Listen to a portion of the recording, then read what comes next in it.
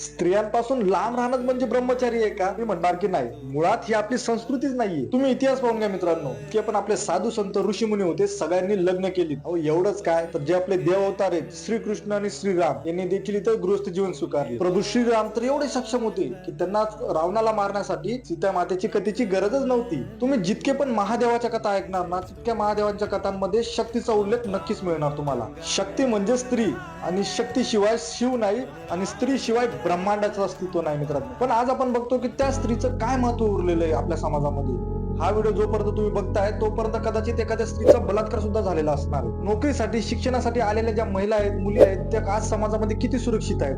आणि मेन महत्वाचं म्हणजे आपण आणि आपलं सरकार या गोष्टीवरती खरंच विचार करतोय का? याबद्दलचं तुमचं मत आहे ना, मला कमेंट मध्ये नक्की सांगा. कारण की सध्याला सरकारचं काम आहे ना, कॉन्टेंट क्रिएटर लोक करत आहेत. समाजाला जागृत करायचं काम कॉन्टेंट क्रिएटर करते, समाज सुधारवण्याचं काम कॉन्टेंट क्रिएटर करत आहेत.